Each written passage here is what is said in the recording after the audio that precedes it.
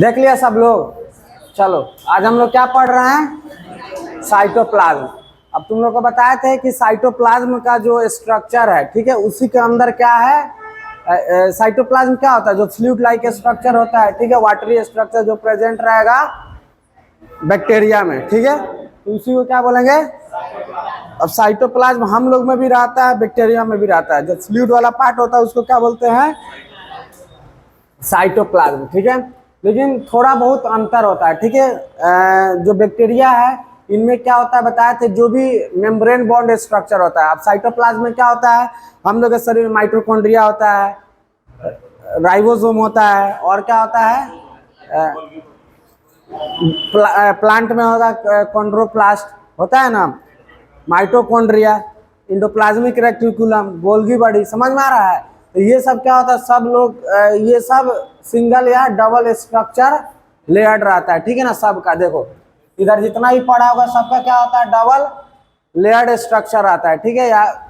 लेकिन इसमें क्या होता है कि इसमें मेम्ब्रेन बॉन्ड नहीं रहता है, ठीक है ना। इसमें क्या होता है, बॉन्ड नहीं रहता, सब क्या होता है साइटोप्लाज्म में तैरते रहता है, समझ में आ रहा है। तो ये सब है, तो जो भी मेम्ब्रेन बॉन्ड स्ट्रक्चर है, ठीक है ना, या सेल ऑर्गेनेल्स है, ठीक है, जैसे कि क्लोरोप्लास्ट। क्लोरोप्लास्ट कहाँ पाया जाता है, प्लांट के सेल में, समझ में आया। माइटोकॉन्ड्रिया दोनों में, हम लोग में भी, प्लांट में भी, इंडोप्लाज्मिक रेटिकुलम, गोल्गी बॉडी है ना। तो ये सब क्या होता है बैक्टीरिया में एब्सेंट रहता है, क्यों, क्योंकि ये सब क्या है, मेम्ब्रेन बॉन्ड स्ट्रक्चर है। ये सब क्या होता है, मेम्ब्रेन बॉन्ड स्ट्रक्चर बैक्टीरिया में पाया नहीं जाता। उसी के जगह पे बहुत सारा उसी के एनालॉगस स्ट्रक्चर सब होता है, ठीक है, जिसके बारे में हम पढ़ेंगे, बताते चलेंगे, ठीक है। जैसे न्यूक्लियस हम लोग में होता है, उसमें होता है न्यूक्लियोइड, ठीक है। हम लोग में होता है माइटोकॉन्ड्रिया, इसमें होता है मीजोजोम, समझ में आ रहा है। हम लोग में होता है क्या चीज, लाइजोजोम होता है ना, तो सब में होता है पेरिप्लाज्मिक स्पेस। तो ये क्या है, स्ट्रक्चर है जो एनालॉगस होता नहीं है, उसके जैसा काम करता है, इसलिए बोल देते हैं उसके जैसा है, ठीक है, और कोई बात नहीं है, ठीक है। अब देखो, अब जितना भी क्वेश्चन आता है सबसे पहले कि membrane bond organelles are present in, membrane bond cell organelles are present in bacteria, क्या हो जाएगा, फॉल्स, ठीक है। मेम्ब्रेन बॉन्ड ऑर्गेनेल्स जो भी प्रेजेंट नहीं रहता है बैक्टीरिया में, ठीक है। तो जो भी ये रहता है किस में रहता है, यूकैरियोट्स में, ठीक है ना। प्रोकैरियोट्स में एब्सेंट रहता है, लिखे ये क्या हो गया, एब्सेंट इन बैक्टीरिया, समझ में आया। Bacterial cytoplasm shows no streaming. देखो अब हम लोग का जो साइटोप्लाज्म होता है यूकैरियोट्स में, इसमें क्या होता है, स्ट्रीमिंग होता है। मतलब क्या होता है कि जैसे मानो कि ये सेल है, क्या है, सेल है, इसमें जो पानी है, ठीक है ना, ये हमेशा इधर से इधर और इधर से इधर क्या होता है, मूवमेंट होते रहता है, समझ में आ रहा है। लेकिन क्या होता है, जो बैक्टीरिया का जो साइटोप्लाज्म, इसमें क्या होता है, कोई मूवमेंट नहीं होता, जो जहां रहता है वहीं पे क्या रहता है, अपना स्थिर रहता है, समझ में आ रहा है। हम लोग में क्या होता है, मूवमेंट होता है, उसी को बोलते हैं क्या चीज, स्ट्रीमिंग या साइक्लोसिस, ठीक है ना। तो इसके बगल में लिख सकती है क्या चीज, मूवमेंट, समझ में आ रहा है। मतलब जो भी फ्लूइड है उसका कोई मूवमेंट नहीं होता है, किसमें, बैक्टीरियल साइटोप्लाज्म में, है ना, नो मूवमेंट, बोलो। उसके बाद क्या है, साइटोप्लाज्म कंटेंट्स। अब जो बैक्टीरिया का जो साइटोप्लाज्म है क्या क्या कंटेंट करता है, ठीक है। तो साइटोप्लाज्म कंटेंट्स राइबोसोम, ठीक है, मीजोसोम, इंक्लूजन बॉडी, यही सब प्रेजेंट रहता है। तो अब इसके बारे में हम लोग क्या करेंगे, डिटेल्स में पढ़ेंगे। तो मतलब क्या हुआ कि जो बैक्टीरिया का साइटोप्लाज्म है वो क्या होता है, हम लोग से अलग होता है, ठीक है। हम लोग में क्या होता है, मूवमेंट होता है, ठीक है। इधर से उधर फ्लूइड क्या होता है, स्ट्रीमिंग करते रहता है, मूव करते रहता है। इधर वाला फ्लूइड इधर आएगा, इधर का इधर आएगा, ठीक है। लेकिन बैक्टीरिया में ऐसा कुछ नहीं है, ठीक है। हम लोग में साइटोप्लाज्म में क्या होता है, न्यूक्लियस रहता है, ठीक है, माइटोकॉन्ड्रिया रहता है, ईआर रहता है, गोल्गी बॉडी रहता है, ये सब क्या होता है, प्रेजेंट रहता है। ये सब क्या है, मेम्ब्रेन बॉन्ड ऑर्गेनेल्स है, ठीक है। इसमें क्या होता है, सिंगल लेयर या डबल लेयर क्या रहता है, स्ट्रक्चर ये सब रहता है। लेकिन जो भी बैक्टीरिया में स्ट्रक्चर पाया जाता है उसमें कोई भी लेयर नहीं पाया जाता, ठीक है। तो ये सब क्या होगा, जो भी लेयर या मेम्ब्रेन बॉन्ड स्ट्रक्चर है वो सब क्या होता है, एब्सेंट रहता है, ठीक है ना। देखो प्रोकैरियोट से चूंकि बहुत पहला ही बना, उसी से हम लोग क्या हुआ, हम लोग इवॉल्व हुए, समझ में आ रहा है। तो क्या हुआ, सबसे पहले सिंपल सिंपल चीज आया, उससे कुछ मेम्ब्रेन वेम्ब्रेन बनकर फिर क्या हुआ, माइटोकॉन्ड्रिया में क्या हुआ, मीजोसोम क्या हुआ, सब बना, ठीक है ना। तो बहुत लाखों साल सब एक्टिवेट ये क्या हुआ, इवॉल्व हुआ है, ठीक है। तो ये क्या है, प्रोकैरियोट, ठीक है, पहले का ऑर्गेनिज्म है, ठीक है ना। तो इस सब में क्या होगा बताओ, ये सब बोलो प्रिमिटिव है ना, ये सब बैक्टीरिया सब क्या होता है, बहुत पहले हम लोग से पहले में बैक्टीरिया आया है। तो ये सब क्या है बताओ, सिंपल सिंपल स्ट्रक्चर पाया जाएगा। हाँ, ये सब क्या है, कॉम्प्लेक्स स्ट्रक्चर है जो हम लोग में पाया जाता है, ठीक है। तो ये सब क्या रहेगा, अब्सेंट रहेगा। समझ में आया। अब साइटोप्लाज्म ऑफ बैक्टीरिया में क्या क्या रहता है, राइबोसोम, मेसोसोम और इंक्लूजन बॉडीज, ठीक है, या ग्रेनुलर इंक्लूजन जो लिखाया था। समझ में आया। तो सबसे पहले हम लोग जो स्ट्रक्चर पढ़ रहे हैं इसमें क्या है, मेसोसोम्स। अब देखो जो बैक्टीरिया का सब लोग निकालो स्ट्रक्चर जो पढ़ाए थे, नहीं तो देखो बोर्ड पे हम ही बना देते हैं। देखो सबसे पहले क्या था, सेल वाल है ना, सेल वाल के बाद क्या था, प्लाज्मा मेम्ब्रेन। अब यही प्लाज्मा मेम्ब्रेन क्या करता था, इन्वेजिनेट करता था और क्या करता था, मेसोसोम बनाता था। और कोई कोई प्लाज्मा मेम्ब्रेन क्या करता था, थोड़ा अंदर तक चला जाता था। तो ये क्या होता है, दोनों बताओ, मेसोसोम बनाया था। कौन बनाया, कौन बनाया, प्लाज्मा मेम्ब्रेन या साइटोप्लाज्मिक मेम्ब्रेन, यही दोनों ने बनाया ये स्ट्रक्चर। तो ये क्या है, मेसोसोम। अब देखो मेसोसोम क्या हो गया, एक पेरिफेरी हो गया, बाहर में है, इसी के आसपास है ना, तो ये क्या हो गया, पेरिफेरल मेसोसोम। इसको क्या बोलेंगे, क्योंकि थोड़ा अंदर तक इन्वेजिनेट कर गया, ठीक है। अब मेसोसोम कैसा है, देखो इन्वेजिनेशन है, ट्यूब लाइक स्ट्रक्चर या मल्टीलेटेड बोल दो या वेसिकुलर स्ट्रक्चर, ठीक है ना। तो इसी को ऐसा ऐसा, इसी को क्या बोलते हैं, वेसिकुलर, मल्टीलेटेड और कन्वोल्यूटेड स्ट्रक्चर बोला जाता है। समझ में आया। तो जो मेसोसोम क्या है, एक एक्सटेंशन है किसका, प्लाज्मा मेम्ब्रेन का, समझी, जो क्या होता है, पेरिफेरी या सेंटर तक जा सकता है। और क्या होता है, वेसिकुलर हो सकता है, मल्टीलेटेड हो सकता है, अनकन्वोल्यूटेड, मतलब वही सब क्या होता है, सब एक में एक कॉम्पैक्ट लेयर सब बनाकर वेसाइकल्स जैसे प्रेजेंट रहता है। समझ में आया। तो ये मेसोसोम। अब सबसे पहले ये, अब समझ में आया मेसोसोम।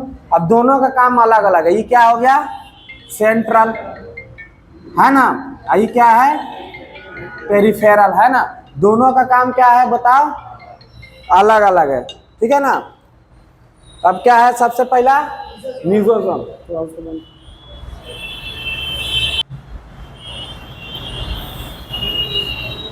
देखो अब मेसोसोम्स के बारे में हम लोग क्या कर रहे हैं, स्टडी कर रहे हैं, ठीक है। अब ये क्या होगा, साइटोप्लाज्म में है, तो साइटोप्लाज्म का एक क्या हो गया, सेल ऑर्गेनेल्स हो गया, ठीक है। अब इसमें क्या है, देखो ऑल्सो कॉल्ड, इसका दूसरा नाम है कॉन्ड्रियोइड्स, ठीक है। इसका कभी कभी पूछ देता है कि मेसोसोम का दूसरा नाम क्या है, किस तरह, ठीक है ना। तो क्या है बताओ, कॉन्ड्रियोइड्स, याद रहेगा। तो mesosome is also known as chondrioids in bacteria, ठीक है। बैक्टीरिया को जो मेसोसोम रहता है उसको कॉन्ड्रियोइड्स भी बोला जाता है। किसके द्वारा डिस्कवर किया गया, एफ जेम्स, साइंटिस्ट का नाम है, ठीक है। एफ जेम्स साइंटिस्ट जो क्या किया, इसको डिस्कवर किया। Cell membrane of bacteria invaginates at different places to form mesosome. जो भी सेल मेम्ब्रेन है, ठीक है ना, या प्लाज्मा मेम्ब्रेन है, ये क्या हुआ, इन्वेजिनेट्स किया, अंदर घुसा, ठीक है। अब वेसिकुलर लाइक स्ट्रक्चर बनाया और बनाया क्या चीज, मेसोसोम से बनाया ना, बोलो।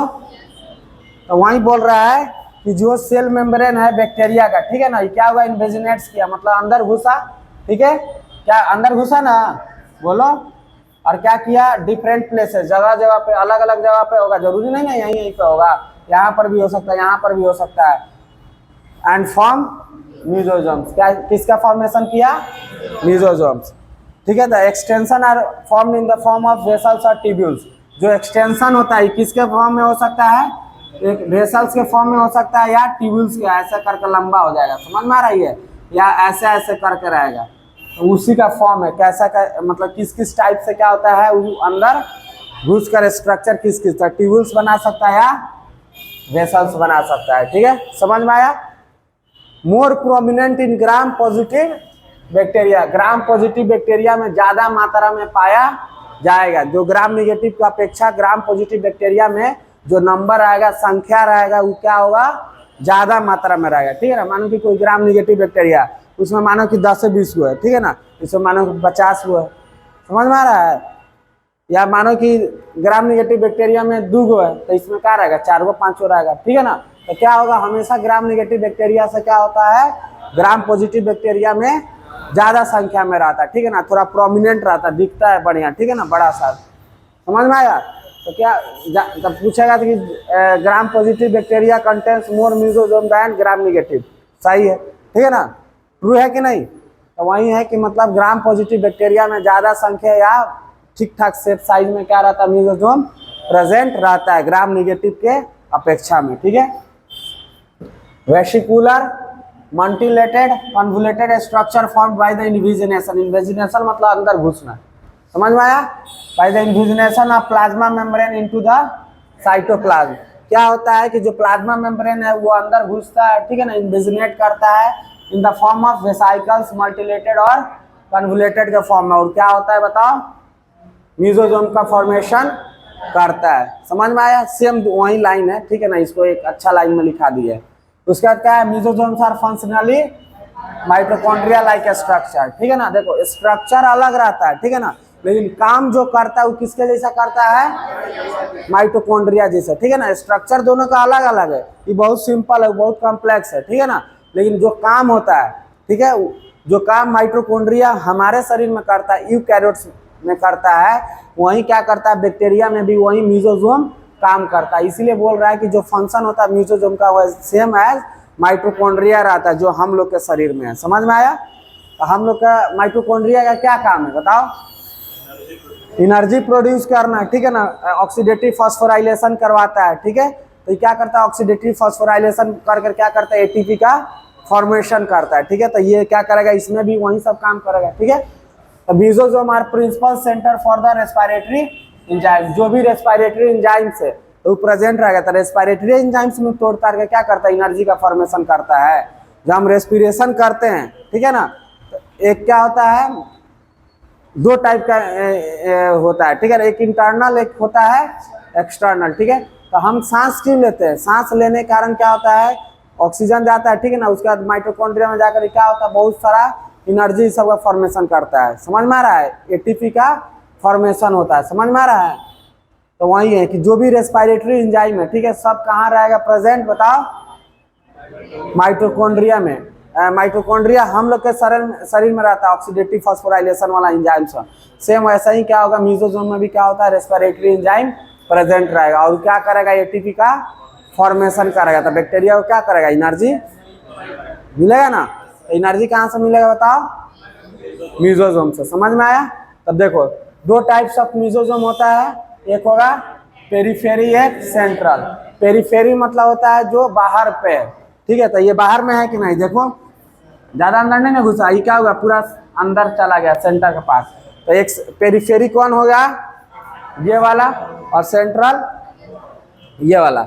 अब पेरिफेरी का काम क्या है, जो पेरिफेरी म्यूकोसोम है, मतलब जो बाहर वाला म्यूकोसोम है, उसका काम क्या क्या है, ठीक है। तो सबसे पहले क्या होगा, सिचुएटेड नियर प्लाज्मा मेम्ब्रेन, जो भी प्लाज्मा मेम्ब्रेन है इसके पास ही है कि नहीं बताओ, याद रहेगा। दूसरा है हेल्प इन सेल रिस्पिरेशन, क्या करेगा, जो भी सांस लेता है सेल क्या करता है, रेस्पायर करता है ना। तो क्या करेगा इसको, अब चूंकि बाहर में है तो क्या करेगा, सेल रिस्पिरेशन इसलिए कर सकता है, ये अंदर में है तो सेल रेस्पिरेशन करने में दिक्कत होगा कि नहीं, बोलो बोलो। तो ये बाहर में है तो इजीली सेल रेस्पायर करेगा। तो जो भी सेल रेस्पिरेशन होता है बैक्टीरिया में किसके मदद से होता है, पेरिफेरी म्यूकोसोम से, क्यों, क्योंकि रेस्पिरेटरी एंजाइम यहीं पर प्रेजेंट है ना म्यूकोसोम में। तो क्या रहेगा, पेरिफेरी म्यूकोसोम में। Help in the cell wall secretion, तुमको बताए थे कि जो सेल वॉल का सिंथेसिस होता है एंजाइम प्रेजेंट होता है किसमें, म्यूकोसोम बताए थे, प्लाज्मा मेम्ब्रेन बताए थे ना। तो प्लाज्मा मेम्ब्रेन क्या करता है, सिंथेसिस करता है जो एंजाइम रिस्पॉन्सिबल है सेल वॉल को बनाने के लिए, बताए थे कि नहीं कल। तो जो भी सेल वॉल का फॉर्मेशन होगा, सिक्रीशन होगा, ठीक है ना, तो क्या होगा, जो पेरिफेरी म्यूकोसोम है किसके पास है, प्लाज्मा मेम्ब्रेन के आसपास है कि नहीं। तो प्लाज्मा मेम्ब्रेन में ना एंजाइम रहता है, तो ये भी तो इसी के आसपास है, ठीक है ना। तो ये भी हेल्प करता है सेल वॉल को सिक्रीशन में, ठीक है ना, बनाने में, समझ में आ रहा है। तो क्या करेगा, ये भी help in the cell wall secretion, समझ में आया। और उसके बाद चूंकि रेस्पिरेशन हो रहा है, तो जहाँ पर रेस्पिरेशन होगा वहीं पर क्या होता है, एटीपी का फॉर्मेशन होता है। तो यहाँ पे क्या हो रहा है बताओ, बोलो, रेस्पिरेशन हो रहा था, यहीं पे क्या होगा, एटीपी का फॉर्मेशन होगा, ठीक है। एंजाइम जो ऑक्सीडेटिव एंजाइम होता है कहाँ प्रेजेंट रहता है, पेरिफेरी में आता है। और यही एंजाइम क्या है, रिस्पॉन्सिबल है एनर्जी बनाने के लिए, एटीपी को बनाने के लिए। तक कोई क्वेश्चन पूछेगा कि कौन सा मीजोसोम क्या करता है, एटीपी का फॉर्मेशन करता है, तो कौन होगा, पेरिफेरी मीजोसोम। समझ में आया, बोलो। तो जो एटीपी फॉर्मेशन होता है मतलब ऑक्सीडेटिव एंजाइम है, किसके पास है, पेरिफेरी के पास। सेल वॉल सिक्रीशन में कौन हेल्प करेगा, सेल्स रेस्पिरेशन में, और नियर तक कनेक्टेड यही रहेगा, ठीक है, प्लाज्मा मेम्ब्रेन से। अब है दूसरा क्या है, सेंट्रल मीजोसोम। अब सेंट्रल मीजोसोम क्या रहेगा बताओ, अंदर रहेगा, ठीक है ना। यहाँ पे क्या रहता है, न्यूक्लियस। ये तो पूरा साइटोप्लाज्म है ना बाबू। तो ये क्या होता है, यहाँ पे न्यूक्लियस, न्यूक्लियोइड रहता है, ठीक है ना, न्यूक्लियस लाइक स्ट्रक्चर। तो यहाँ पे क्रोमोसोम बताए थे, तो क्या रहेगा, डीएनए से या क्रोमोसोम से क्या रहेगा, कनेक्टेड रहता है, क्योंकि अंदर चला गया ना। और सेंटर में क्या रहता है, न्यूक्लियोइड रहता है या क्रोमोसोम, जो भी बोलो, डीएनए होने, तो इसी से क्या होगा, ये कनेक्टेड रहेगा। समझ में आया। तो situated deep in the cytoplasm. Cytoplasm के क्या होगा, सबसे पहले अंदर आएगा और कनेक्टेड टू न्यूक्लियोइड। अब चूंकि ये अंदर आ गया था, यहीं पर ना न्यूक्लियस बताया था, क्रोमोसोम ये सब, न्यूक्लियोइड ये सब रहता है, तो क्या रहेगा, उसी के आसपास रहेगा, तो क्या होता है, कनेक्टेड रहता है। ये किस में हेल्प करता है, अब देखो न्यूक्लियोइड है तो कोई क्रोमोसोम है, ठीक है, डीएनए है तो क्या होगा, डीएनए का रेप्लिकेशन होगा। अब चूंकि ये कहाँ है, न्यूक्लियोइड के पास, तो न्यूक्लियोइड क्या करता है, डीएनए का न्यूक्लियस जैसा ही होगा ना, एनालोगस, पढ़ाएंगे आगे चल के।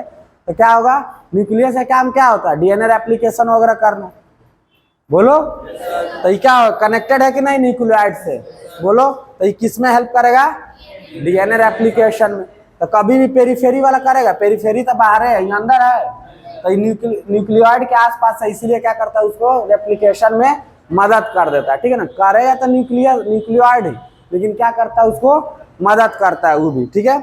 और उसके बाद क्या करेगा, सेल डिवीजन, जो न्यूक्लियस रहता है हमारे शरीर में, क्या होता है, सेल डिवीजन इस सब में भी हेल्प करता है, रहता है ना उसमें स्ट्रक्चर सब, न्यूक्लियोलस, मियोसिस, माइटोसिस, सब क्या होता है, उसी न्यूक्लियस में ही होता है, बोलो। तो चूंकि ये कनेक्टेड है किससे, न्यूक्लियोइड से, ठीक है ना। तो न्यूक्लियोइड क्या है, ये सब डीएनए रेप्लिकेशन, सेल डिवीजन सब करेगा कि नहीं बताओ। तो ये क्या है, इससे कनेक्टेड है, तो ये भी क्या करेगा, इसमें हेल्प कर देगा, ठीक है। तो जो पेरिफेरी मीजोसोम है क्या करेगा, इसमें रेस्पिरेटरी एंजाइम होगा, ऑक्सीडेटिव एंजाइम होगा, ये रेस्पिरेशन में हेल्प करेगा। और चूंकि रेस्पिरेशन में हेल्प करेगा तो क्या होगा, एटीपी का फॉर्मेशन करेगा। सेंट्रल जो मीजोसोम होता है वो डीप रहता है, कनेक्टेड रहता है कंड्रॉइड बोल रहा है, न्यूक्लियोइड से, ठीक है। और जो न्यूक्लियोइड होता है क्या होता है, हम लोग के फंक्शनली न्यूक्लियस जैसा काम करता है। न्यूक्लियस हम लोग में क्या करता है, रेप्लिकेशन करता है, डीएनए रेप्लिकेशन, माइटोसिस करेगा, मियोसिस करेगा, मतलब सेल डिवीजन करेगा कि नहीं। तो सेम ये क्या है, इससे कनेक्टेड है, तो चूंकि कनेक्टेड है तो क्या करेगा, जो वो काम करेगा तो उसी जैसा वो भी थोड़ा बहुत काम करेगा या मदद कर देगा उसको करने में। समझ में आ रहा है। तो इसीलिए जो सेंट्रल मीजोसोम है उसका काम क्या है, डीएनए रेप्लिकेशन और सेल डिवीजन। क्यों, क्योंकि वो न्यूक्लियोइड से कनेक्टेड है। समझ में आया, बोलो। तो याद रहेगा, कुछ है इसमें, कुछ नहीं है, सिर्फ इसका फंक्शन याद कर लेना है। ये कैसे बना बता ही दिए स्ट्रक्चर में। बैक्टीरिया का अगर स्ट्रक्चर याद रहेगा ना बाबू, तुम लोग को सब कुछ मुंह पर याद हो जाएगा, ठीक है ना, समझने में कोई दिक्कत नहीं होगा। हम इतना सिंप्लीफाई करके उसको बता दिए हैं, ठीक है ना। तुम लोग जाके हमेशा उसको लेक्चर को सुनो, ठीक है ना। जो पहला दिन जो क्लास करवाए थे, जो एनाटॉमी पढ़ा रहे थे बैक्टीरिया का, जो भी स्ट्रक्चर था, तो उस दिन का जो पढ़ लेगा ना, मतलब उस ध्यान रख लेगा ना, तो ये तुम्हारे लिए बहुत ईजी हो जाएगा। समझा, किस तरह बताया था स्टेरिलाइजेशन पढ़ने के लिए जो चार्ट बताया था उसको जो याद रहेगा, स्टेरिलाइजेशन बहुत इजी हो जाएगा। सेम वैसा ही है, जिसको पूरा स्ट्रक्चर याद हो गया समझो कि ये तुम्हारे लिए क्या हो गया, बहुत इजी हो गया। तो उसमें दो गो स्ट्रक्चर लिखाए थे ना, सेंट्रल और नहीं लिखाए थे, सेंट्रल और पेरिफेरी, ठीक है। तो उस सब का काम लिखा दिए। अब मीजोसोम क्या होता है, किसके जैसा होता है, कौन बनाता है, कौन साइंटिस्ट खोज किया और उसका दूसरा नाम क्या है, सब हो गया। और इसमें रेस्पिरेटरी एंजाइम रहता है, ये दोनों में फिर टाइप्स में किस में रेस्पिरेटरी एंजाइम होता है, इसमें ये क्या होता है, न्यूक्लियोइड से कनेक्टेड होता है, तो डीएनए और सेल डिवीजन में हेल्प करेगा। सेल डिवीजन दो टाइप्स का होता है, बताते हैं, माइटोसिस और बोलो मियोसिस। समझ में आया? तो ये समझ में आया, बोलो। तो जो भी साइटोप्लाज्म है बैक्टीरिया का, जो भी सेल ऑर्गेनेल्स है, ठीक है, जो क्या है लेयर्ड है, ठीक है ना, जिसका क्या है आउटर लेयर रहता है, वो सब क्या रहता है एब्सेंट रहता है। समझ में आया? इसमें क्या होता है बताओ, जो भी सेल ऑर्गेनेल्स जैसे ये मेम्ब्रेन बॉन्ड स्ट्रक्चर है, जैसे endoplasmic reticulum, Golgi body, nucleus, chloroplast, mitochondria, सब क्या होगा एब्सेंट रहेगा। समझ में आया? इसमें क्या होगा स्ट्रीमिंग वगैरह सब नहीं होगा। स्ट्रीमिंग मतलब समझ में आया कि जो साइटोप्लाज्म इधर से इधर क्या होता है हम लोग में होते रहता है, ठीक है ना, लेकिन इसमें क्या होता नहीं होता, सब क्या होता है स्थिर रहता है, ठीक है। उसके बाद बता दिए कौन कौन सा स्ट्रक्चर होता है उसका मेसोसोम के बारे में, बोलो समझ में आया, याद रहेगा। अब कल हम लोग किसके बारे में पढ़ेंगे, इंक्लूजन बॉडी और बोलो राइबोसोम्स, ठीक है। और उसके नेक्स्ट क्लास में फिर क्या न्यूक्लियोइड पढ़ेंगे, ठीक है ना। अब जल्दी ये अब ज्यादा दिन नहीं टिकेगा, ठीक है ना, मेन उसका स्ट्रक्चर ही था, ठीक है। एक सप्ताह के अंदर ये कंप्लीट हो जाएगा, बोलो। तो याद करके आना, डेली डेली पढ़ो, नहीं पढ़ेगा ना तो ये बहुत हार्ड हो जाएगा तुम लोग के लिए, नहीं समझ में आएगा।